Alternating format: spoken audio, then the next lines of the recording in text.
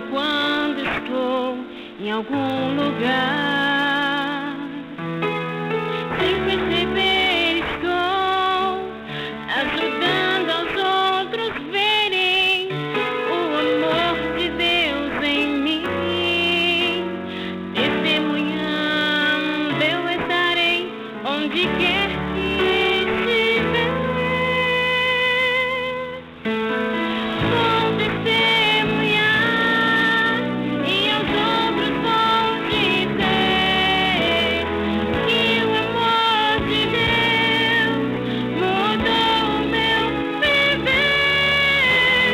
Tenho que falar e deixar a luz de Deus em mim brilhar.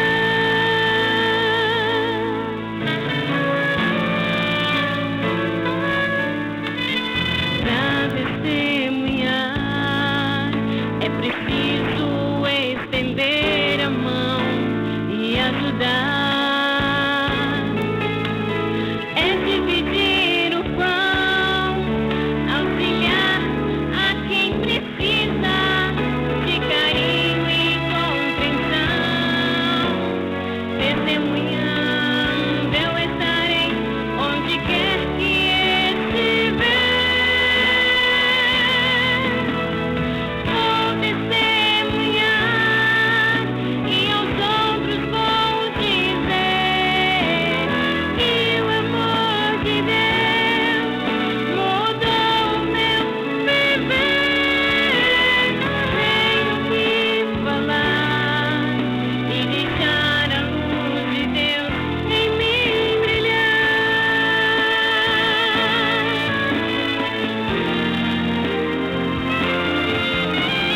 Vou testemunhar e aos outros vou dizer que o amor de Deus mudou o meu viver. Tenho que falar e deixar a luz de Deus em mim brilhar.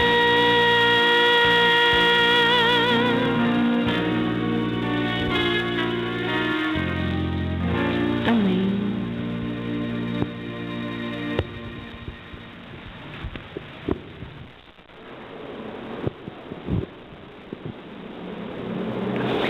Muito bem, tenham todos um feliz sábado.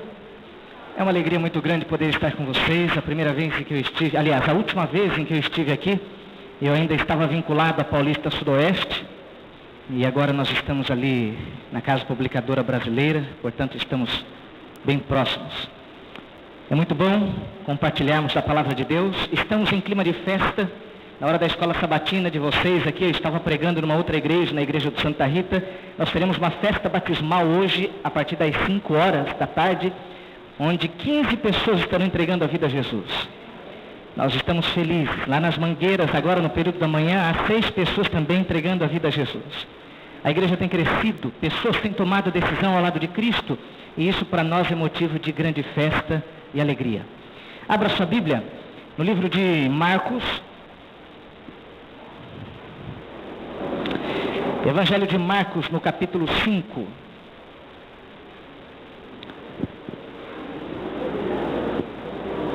Evangelho de Marcos, no capítulo 5.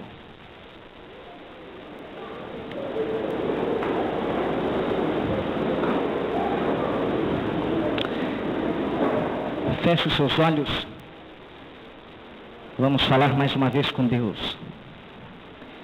Maravilhoso Deus e Pai, obrigado, porque estamos aqui na Tua casa. Abrimos a Tua palavra, vamos lê-la, e nós pedimos que através do Teu Espírito o Senhor fale ao nosso coração. Por favor, queremos apenas ouvir a Tua voz, que compreendamos mais uma vez a vontade do Senhor para a nossa vida, em nome de Jesus. Amém. Marcos capítulo 5, a partir do primeiro verso, ali diz assim: chegaram ao outro lado do mar, à província dos Gerazenos, e descendo ele do barco, saiu-lhe ao encontro dos sepulcros um homem possesso de espírito imundo, o qual morava nos sepulcros, e nem mesmo com cadeias alguém o podia prender. Porque, tendo sido muitas vezes preso com grilhões e cadeias, as cadeias foram despedaçadas por ele e feitas em pedaços, e os grilhões em migalhas, e ninguém podia subjugá-lo. Verso 5. Andava sempre, de dia, de noite, clamando pelos montes e pelos sepulcros, ferindo-se com pedras. E quando de longe viu Jesus, correu e o adorou, clamando em alta voz: que tenho eu contigo, Jesus, Filho do Deus Altíssimo? Conjuro-te por Deus que não me atormente. Verso 8. Porque Jesus lhe dissera: sai deste homem espírito imundo.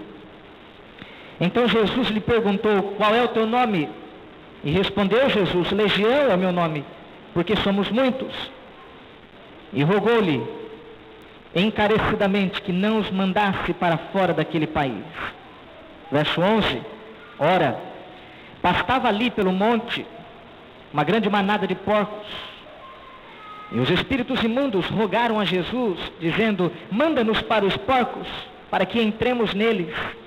E Jesus o permitiu. Saindo aqueles espíritos imundos, entraram nos porcos, e a manada, que era cerca de 2.000, precipitou-se por um despenhadeiro no mar, onde se afogaram. Verso 14 agora. Os que apacentavam os porcos fugiram e o anunciaram na cidade e pelos campos, e muitos saíram para ver o que havia acontecido. Indo ter com Jesus, viram o endemoniado, aquele que tivera a legião, assentado, vestido e em perfeito juízo, e temeram. Os que aquilo tinham visto, contaram-lhes o que acontecera ao endemoniado e acerca dos porcos. Verso 17.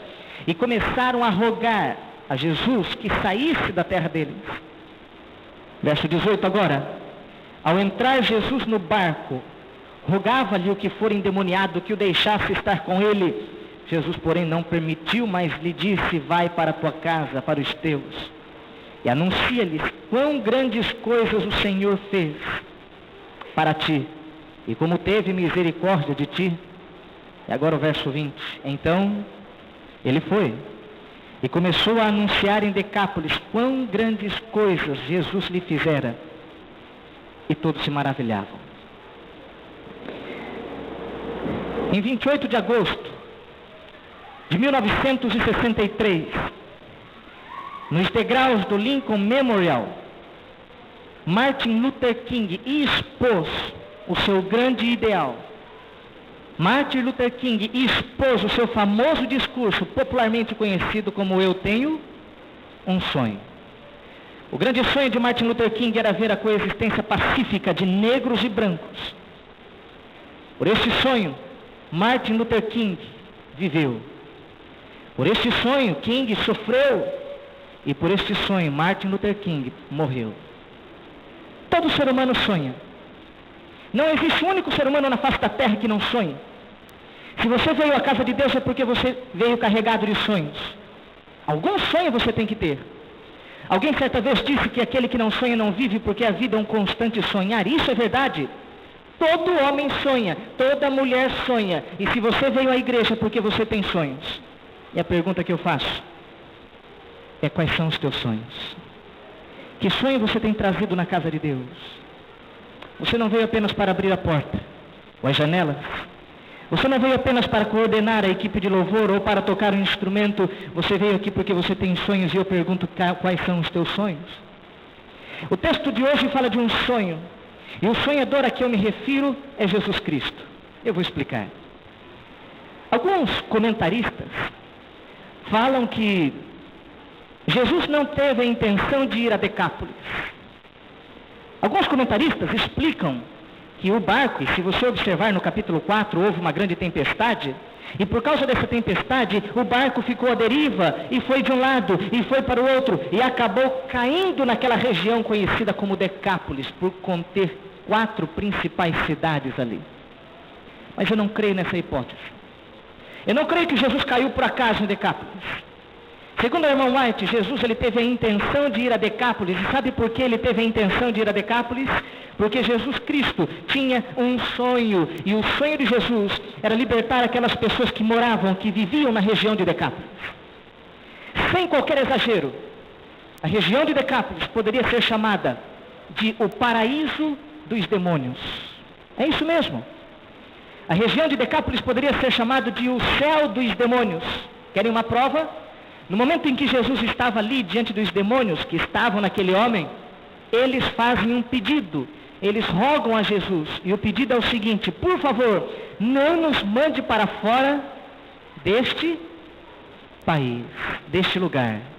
Queremos estar nesse lugar. Este lugar é o nosso paraíso. Nós temos prazer em estar neste lugar. Este lugar está dominado por nós. Por favor, não nos mande para fora deste lugar. Amigos, Decápolis era o paraíso dos demônios. E é por causa disso que Jesus se planejou para ir a Decápolis. Foi uma visita intencional. Foi uma visita planejada.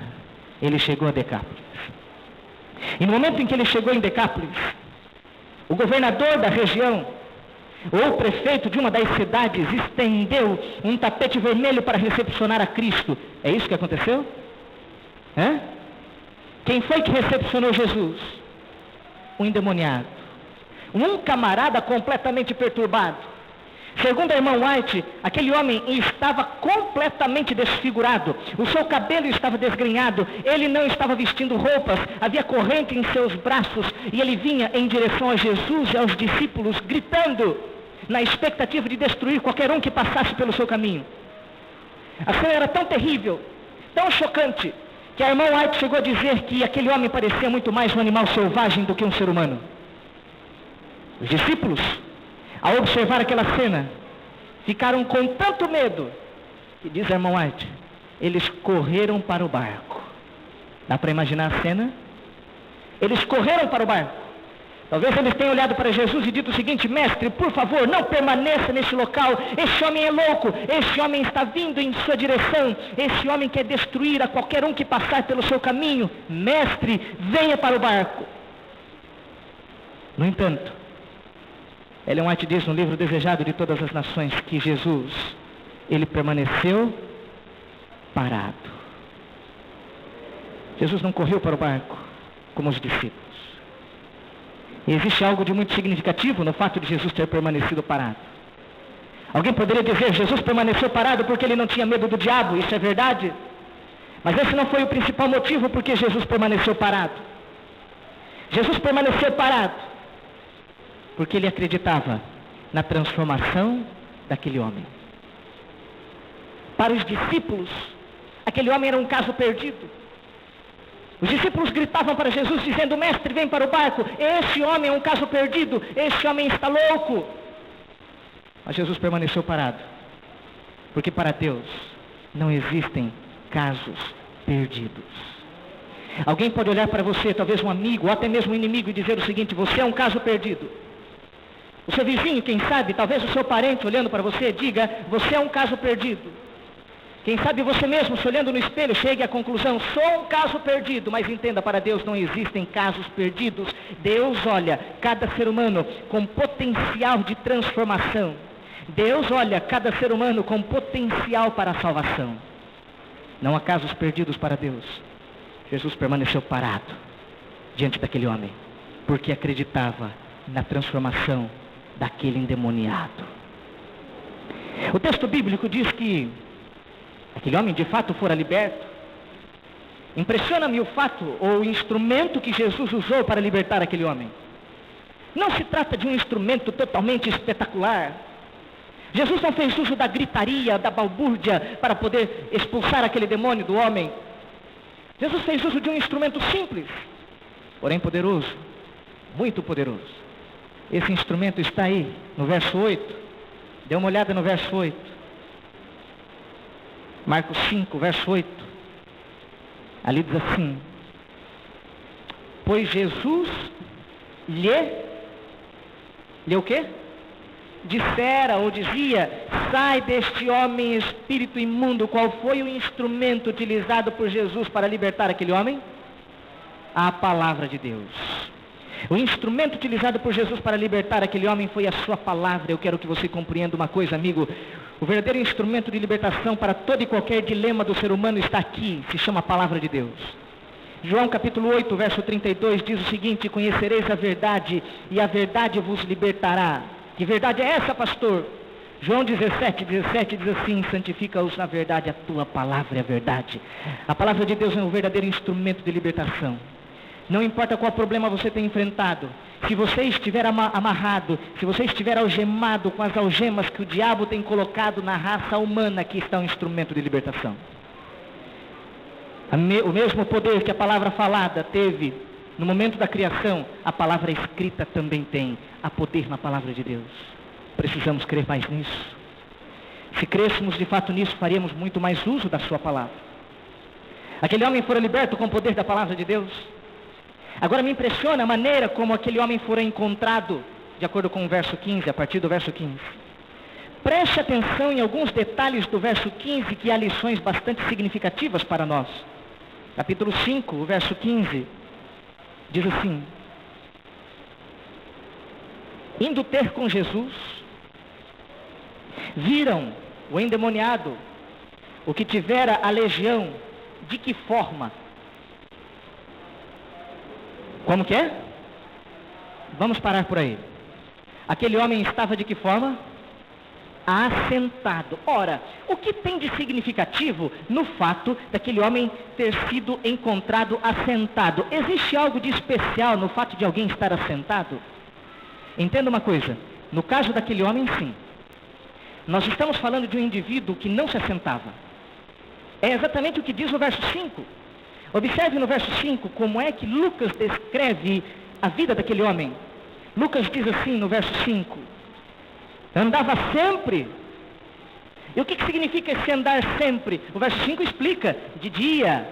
E era um homem que andava sempre. Era um homem que não se assentava. Era um homem que vivia na correria. Era um homem que não tinha paz. Uma certa ocasião alguém chegou para mim e disse o seguinte: pastor, eu não tenho paz nem quando eu estou dormindo, porque no momento em que eu estou dormindo, quando eu sonho, os problemas vêm à tona novamente. Há pessoas que vivem sem paz. Há pessoas que não se assentam. Dia, noite, estão caminhando, andando. Eu quero que você compreenda uma coisa. No capítulo 4, Jesus teve que lidar com uma terrível tempestade. Mas agora no capítulo 5, Jesus está lidando com a pior de todas as tempestades. Existe uma tempestade muito pior do que aquela que você já leu no capítulo 4. A pior de todas as tempestades não é aquela que acontece do lado de fora da nossa vida. A pior de todas as tempestades é aquela que acontece do lado de dentro. A pior de todas as tempestades é aquela que parte de um coração atribulado, de um coração que não tem paz, de um coração que não descansa. Lá estava um homem tendo que lidar com a pior de todas as tempestades. A tempestade que acontece do lado de dentro da vida do ser humano. O problema das tempestades que acontecem do lado de dentro é que as pessoas não notam. E às vezes nós cumprimentamos as pessoas, dizemos que está tudo bem, quando na verdade não está tudo bem. A tempestade está ali dentro. Acaba com a nossa vida, ninguém percebe. Mas Jesus percebeu que ali estava um homem tendo que lidar com a terrível tempestade. As pessoas podem não perceber a tempestade que está em seu coração, mas existe um Deus que vê. Existe um Deus que percebe. E naquele momento, Jesus foi capaz de curar ou de acalmar a tempestade que havia dentro daquele homem. Está dando para entender por que razão Lucas fez questão de mencionar que aquele homem estava sentado? Era um homem que não se assentava. Andava sempre de dia e de noite. Mas agora descobriu paz. Aquele homem foi encontrado assentado, mas além de assentado, ele foi encontrado de que forma? Vestido. E existe algo importante que eu quero que você compreenda no fato de ele ter sido encontrado vestido. Eu falei no começo do sermão que Jesus ele foi a Decápolis porque ele tinha quem se lembra? Um sonho. Ele foi a Decápolis porque ele tinha um sonho. E o sonho de Jesus era libertar aquelas pessoas que estavam algemadas pelo poder do diabo. Pois bem, ele havia libertado uma pessoa. E ele poderia muito bem chegar para aquele ex-endemoniado e dizer o seguinte: olha, meu amigo, eu tenho tantos outros para libertar. Eu o libertei. Agora é com você. Agora você cuide de sua vida. Agora, amigo, é cada um por si. Eu já fiz a minha parte. Mas Jesus não fez dessa forma. Entenda uma coisa. Jesus percebeu que aquele homem não tinha apenas necessidades espirituais. Às vezes nós achamos que existe um Deus que está apenas preocupado com as necessidades espirituais. Numa certa ocasião, uma irmãzinha muito piedosa criticou uma outra irmã porque ela havia pedido para que Deus a abençoasse, dando-lhe um carro para que ela pudesse trabalhar. E aquela irmãzinha piedosa disse assim: não se pode pedir carro para Deus. Às vezes nós imaginamos que Deus está preocupado apenas com as nossas necessidades espirituais. Jesus enxergou naquele homem mais do que necessidades espirituais. Jesus percebeu que aquele homem tinha também necessidades o quê? Físicas. Existe um Deus integral e que se preocupa com o ser humano de forma integral. Existe um Deus que conhece não apenas as nossas necessidades espirituais, mas também conhece as nossas necessidades físicas, as nossas necessidades emocionais. Em Mateus, no capítulo 10, o verso 30, é nos dito que Deus sabe até mesmo quantos fios de cabelo eu possuo na minha cabeça. Ora, se Ele sabe até mesmo esses detalhes insignificantes, certamente Ele sabe aquilo que vai no meu coração. Certamente Ele conhece as minhas necessidades e dificuldades. Entenda uma coisa, existe um Deus que se preocupa de forma integral com o ser humano. Ele não está preocupado apenas com a sua vida de oração, embora esta seja a preocupação maior de Deus, mas Ele também está preocupado com aquele problema que você talvez está enfrentando no casamento. Ele está preocupado com aquela dificuldade que você está tendo para criar os filhos. Ele está preocupado com aquela situação difícil que você está tendo que enfrentar no trabalho. Existe um Deus que conhece todas as necessidades do ser humano. Aquele homem foi encontrado vestido, porque Jesus viu mais do que necessidades espirituais, viu também necessidades físicas. Assentado, vestido, e que mais? Perfeito juízo. Bom, o que significa o fato daquele homem não ter tido juízo perfeito antes? Dá para termos algumas ideias, e eu tenho uma sugestão. Aquele homem não tinha juízo perfeito, isso é claro, isso é notório, porque ele agora foi encontrado com juízo perfeito. Mas por que ele não tinha juízo perfeito antes? Eu tenho uma sugestão. Eu já quero adiantar uma coisa. Todo ser humano que odeia o outro pode professar o adventismo, pode professar cristianismo, mas se odeia o outro, não tem juízo o quê? Perfeito. Ali estava um cidadão que não conseguia amar mais ninguém. Aqui estava um cidadão que odiava a tudo e a todos. Eu vou explicar por quê. Alguém aqui já viu um endemoniado? Uma pessoa possessa? Alguém já viu? Qual é a principal característica de uma pessoa quando ela está possessa? Ela fica muito o quê? Muito forte. Uma pessoa quando ela está possessa, ela fica muito forte e precisam de várias outras pessoas para poder segurá-la e controlá-la e dominá-la. Entenda uma coisa, muito provavelmente aquele homem não fora conduzido para os sepulcros, para o cemitério, no momento em que ele estava possesso. Muito provavelmente aquele homem fora conduzido no momento em que ele estava são. Aquele homem, no momento em que ele estava são, longe da possessão demoníaca, ele viu pessoas que se aproximavam dele. Ele viu vizinhos, quem sabe amigos. Ele viu os próprios familiares dizendo e gritando: não dá mais para ficar com ele. Ele causa muitos prejuízos, é um tremendo de um desastrado. Quando ele fica possesso, ele destrói tudo. É muito prejuízo, vamos bani-lo, vamos mandá-lo para fora. Aquele homem fora conduzido para fora da cidade, fora levado para o cemitério e ali amarrado, no momento em que ele estava são. No momento em que ele estava são, e não no momento em que ele estava possesso. Viu aqueles que se diziam amigos, ele viu os seus familiares, viu quem sabe o seu pai e sua mãe, Quem sabe no momento em que ele for amarrado, ele tenha gritado para sua família, dizendo: por favor, não me deixem neste local. Mas ninguém ousou voltar para soltá-lo. Mas no momento em que veio a possessão demoníaca, o que foi que ele fez com aquelas correntes? Quebrou. No momento em que ele ficou possesso, ele simplesmente quebrou aquelas correntes. E agora eu pergunto, já que ele agora estava solto, já que ele havia quebrado, por que ele não voltou para casa? Por que ele não voltou para a sua cidade? Sabe por quê? Porque aquele homem já não confiava em mais ninguém. Está dando para entender? Ele não fora preso no momento em que estava possesso. Ele fora preso no momento em que ele estava com mente lúcida. Ele viu pessoas que o prenderam, ele viu amigos, viu familiares e aprendeu a odiar a todos.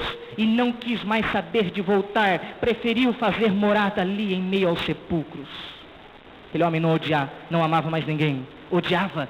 E agora fica fácil de nós entendermos por que razão aquele homem estava irado, determinado a eliminar qualquer pessoa que atravessasse o seu caminho. Agora fica fácil entender por que razão ele estava ali muito irado no momento em que Jesus chegou com os discípulos. Ele não amava. E uma pessoa que não ama, não tem juízo perfeito. Mas Jesus encontrou a fagulha do amor que estava naquele coração e fez com que aquela fagulha se tornasse numa labareda. Esse é o poder de Deus. Deus pode transformar um coração rancoroso. Deus pode transformar um coração cheio de ódio. Deus pode transformar um coração cheio de malícia e dolo. Deus pode. E Deus fez na vida daquele homem. Aquele homem foi encontrado assentado, vestido, e agora em perfeito juízo.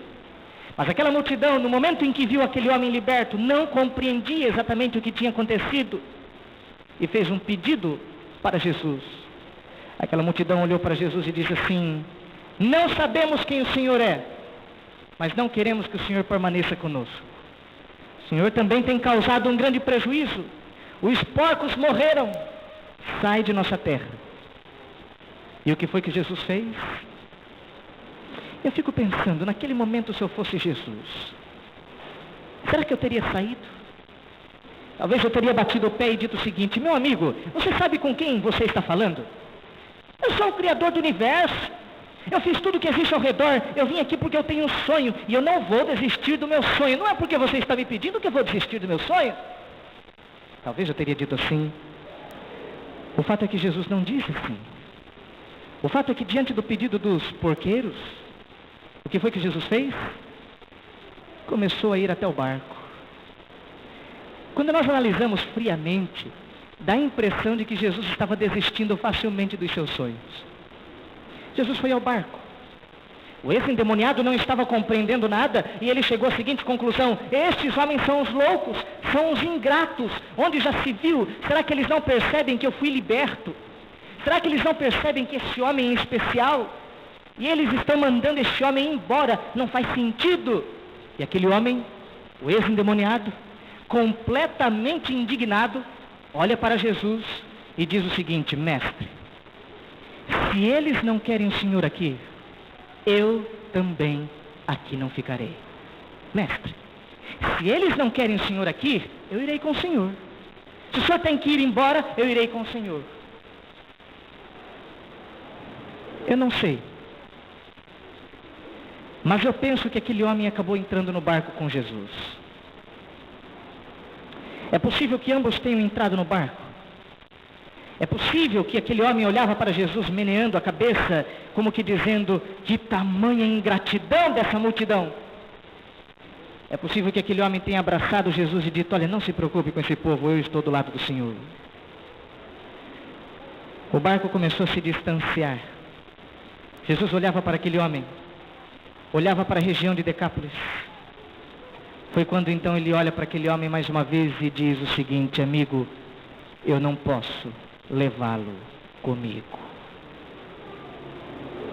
Aquele homem talvez não tenha compreendido no primeiro momento, mas Jesus olha mais uma vez para o rosto dele E quem sabe com voz embargada, porque Jesus queria aquele homem do lado dele. Com a voz embargada, Jesus olhou para aquele homem e disse o seguinte: amigo, eu não posso levá-lo comigo. Aquele homem não podia compreender totalmente. Olhou para Jesus e talvez tenha reclamado, dizendo o seguinte: mestre, aqui eu não posso ficar, aqui está um povo ingrato, um povo que não me ama. Então ele olha para Jesus e pergunta: por que razão eu não posso ir com o Senhor? E com a voz embargada, e quem sabe, com lágrimas nos olhos. Entenda uma coisa: existe um Deus que chora no momento em que nós estamos em pranto. Às vezes imaginamos um Deus bastante carrancudo, cruel, carrasco. Existe um Deus que chora quando nós estamos em pranto. Talvez naquele momento chorando, Jesus tenha olhado para aquele homem e dito o seguinte: eu não posso levá-lo comigo. Eu não posso levá-lo comigo, porque eu não desisti do meu sonho. Eu não posso levá-lo comigo, porque a única forma de ver o meu sonho realizado é através de você. Eu não posso levá-lo comigo, embora eu deseje muito, mas a única forma de eu ver essas pessoas libertas do poder do diabo é através da sua influência. Eu não posso levá-lo comigo, você tem que ficar. Caso contrário, meu sonho não vai se realizar. O barco teve que retornar.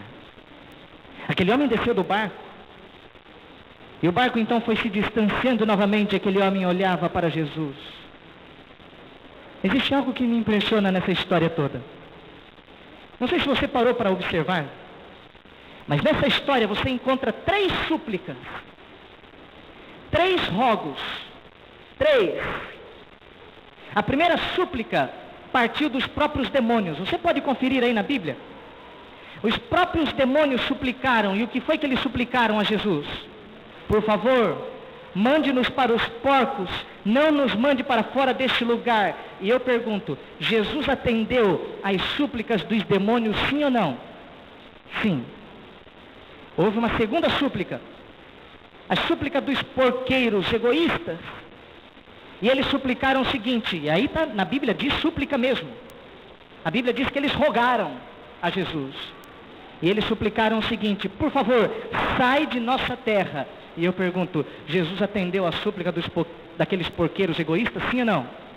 Sim. E agora existe uma terceira súplica.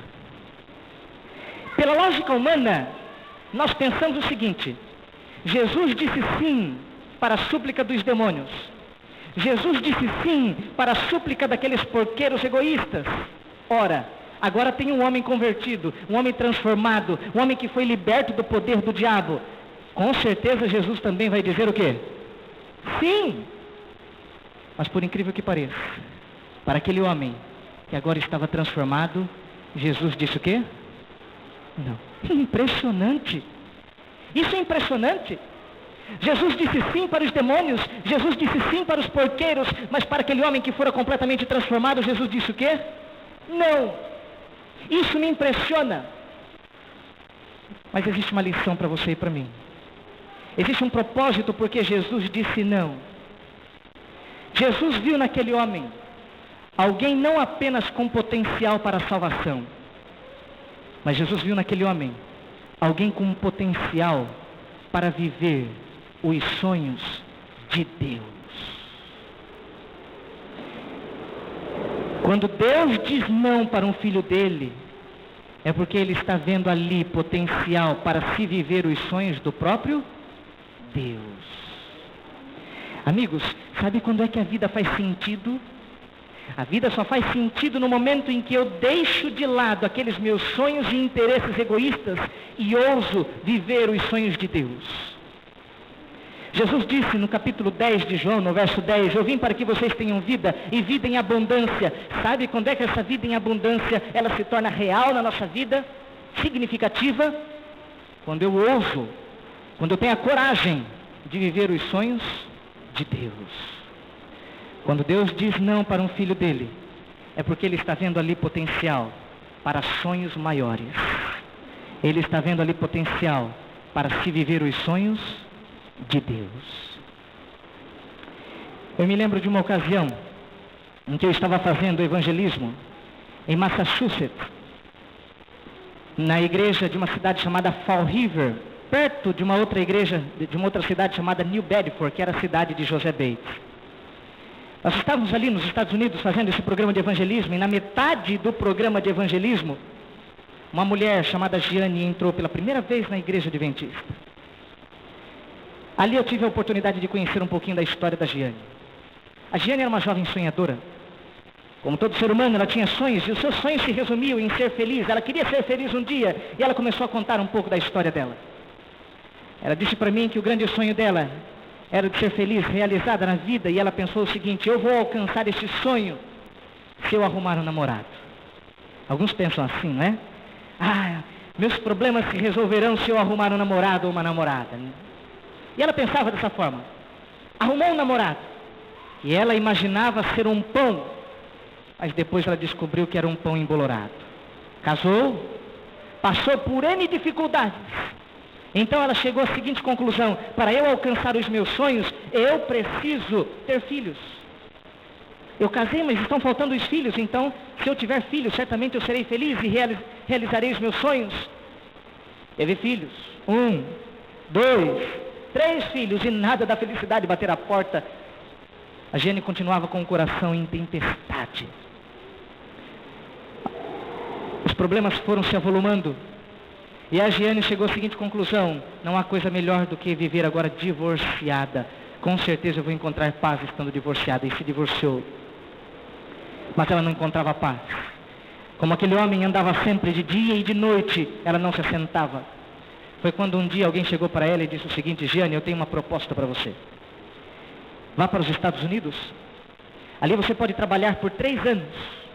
Deixe sua família de lado, deixe seus filhos, vá para os Estados Unidos. Ali você vai juntar muito dinheiro, vai juntar muita grana. Então você vai trazer esse dinheiro para o Brasil, vai comprar uma grande casa, vai ter uma vida de conforto, vai gerar conforto para os filhos, e finalmente você terá paz e será feliz. Acreditando que este era o caminho, a Giane foi para os Estados Unidos. Largou tudo, inclusive os filhos, com os parentes, para ficar 3 anos nos Estados Unidos. Eu tive contato com a Giane no momento em que faltava 1 mês para ela retornar ao Brasil. Ela já estava com a passagem marcada. Ela já havia completado o seu trabalho aí ao longo de 3 anos, mas ela não havia encontrado paz. E no momento em que ela entrou na igreja, ela estava com a vida completamente despedaçada. A Giane não tinha paz. Para vocês terem uma ideia, nós começamos a estudar a Bíblia com a Giane, e eu tive que estudar por 4 vezes somente sobre o amor de Deus, porque ela não conseguia acreditar que Deus era capaz de perdoá-la.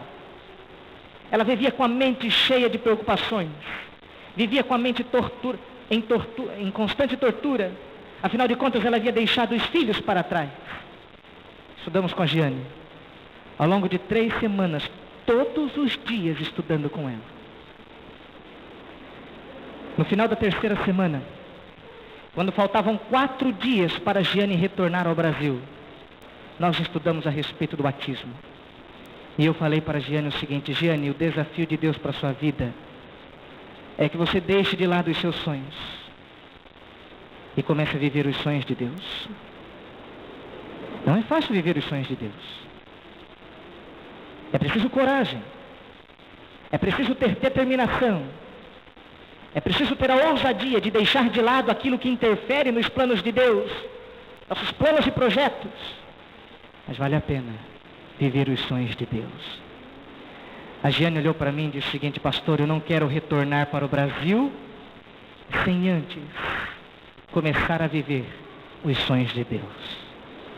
Quando faltavam aproximadamente 12 horas para a Giane pegar o seu avião, mais ou menos 12 horas, a Giane então entregou a vida a Jesus e foi batizada. Eu não tenho a foto da Giane aqui, mas eu queria que você entendesse a diferença entre aquela Giane que entrou pela primeira vez na igreja adventista com a vida completamente despedaçada, e aquela Giane que entrou no tanque de batismo e que havia ousado viver os sonhos de Deus. Eu quero que você entenda uma coisa. Você pode insistir nos seus sonhos, você pode insistir nos seus planos, mas você sempre vai dar cabeçadas, você sempre vai encontrar frustração, se você não permitir que os sonhos de Deus preenchem a sua vida. A vida só faz sentido quando nós ousamos viver os sonhos de Deus. E eu quero terminar dizendo uma coisa. Quando nós ousamos viver os sonhos de Deus, a vida do homem se torna impactante. Vou repetir. Quando você tem a coragem, e tem que ter coragem, para dizer: Senhor, eu não quero mais viver os meus sonhos, mas eu quero viver os teus sonhos. Quando você faz isso, a sua vida se torna impactante. Você quer ver um exemplo? Dê uma olhada, capítulo 4 de Mateus, o verso 25, o último verso de hoje. Mateus capítulo 4, o verso 25.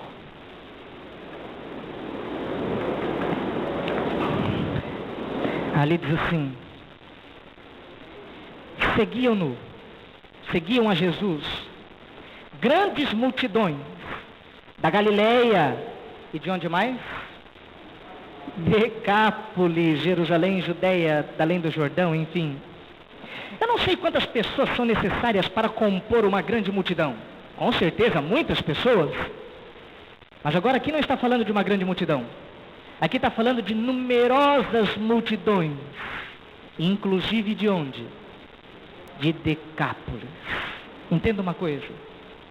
Onde antes não havia ninguém ao lado de Deus, agora havia uma grande multidão. Onde antes era o paraíso dos demônios, agora era a terra dos transformados. Onde antes viviam apenas escravizados, escravos do diabo, agora haviam pessoas libertas pelo poder de Deus. Sabe o que fez isso? O impacto de uma vida que ousou viver os sonhos de Deus. Quando você tem a coragem, a ousadia de viver os sonhos de Deus, a sua vida se torna impactante. Você não se torna aquele tipo de cristão, agente secreto, onde ninguém percebe que você é cristão. E tem pessoas que vivem há anos num determinado local e ninguém sabe que ele é cristão. Ninguém percebe diferença. Para muitos, você é apenas mais uma multidão. Alguns insistem em manter o anonimato em seu cristianismo. Mas você não fora chamado para manter o anonimato do seu cristianismo. Você fora chamado para impactar o mundo. E a única forma da nossa vida ser impactante é vivendo os sonhos de Deus. Aquele homem teve uma vida que impactou toda a região de Decápolis. Tão somente porque ele ousou viver os sonhos de Deus. Ele poderia ter desistido. Ele poderia ter nadado em direção ao barco dizendo: por favor, mestre, não dá para ficar aqui. Mas ele teve coragem, ousadia, para deixar de lado os seus sonhos e viver os sonhos de Deus. Quantos aqui têm a coragem, é a ousadia, para dizer para Jesus: Senhor Jesus, eu quero viver os teus sonhos. Se houver sonhos em meu coração que interfiram nos planos de Deus, eu quero deixar de lado, mas eu quero viver os sonhos de Deus. Quantos têm essa coragem? Louvado seja Deus. Nós vamos cantar uma música que é uma oração. É o hino de número 278, e ele diz o seguinte: tal qual estou, eu venho a ti. E eu gostaria que você olhasse para Jesus neste momento, dizendo isso para ele: Senhor Jesus, assim como eu estou, com esses meus sonhos egoístas, projetos terríveis, eu quero deixar tudo de lado e quero viver os teus sonhos. Tal qual estou, eu venho a ti. Que este seja o seu desejo, e que a sua vida de fato se torne impactante, como a vida daquele homem. Que Deus o abençoe.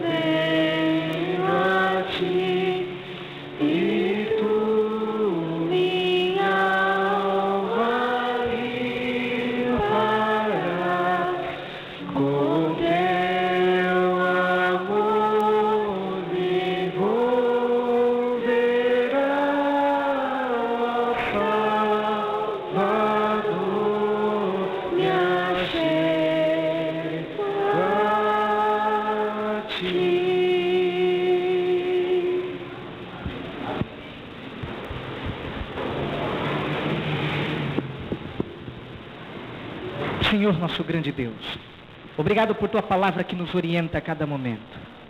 À luz da Tua palavra, compreendemos que há libertação para todo e qualquer ser humano. Compreendemos que a Tua palavra é capaz de nos libertar, de quebrar toda e qualquer algema do diabo. Ó Pai bondoso, entendemos também que a vida só pode ter sentido no momento em que ousamos deixar os nossos sonhos de lado para viver os sonhos de Deus. É quando vivemos os sonhos de Deus que a nossa vida se torna impactante. E é por isso que nós nos colocamos em Tuas mãos. Porque queremos, de fato, ter uma vida significativa ao lado de Jesus. Queremos, de fato, impactar não somente a vida dos nossos amigos, dos nossos familiares, mas queremos impactar a vida dos moradores aqui de Tatuí e de todo o mundo. Por favor, esteja conosco. Habita em nosso coração. Nos perdoe se temos insistido em viver os nossos sonhos e os nossos planos. Neste momento, a nossa decisão é a de viver segundo os planos e sonhos de Deus. Que Deus nos abençoe. Ó Pai bondoso, esteja conosco. Habita em nosso coração. Em nome de Jesus, amém. Permaneça em mim.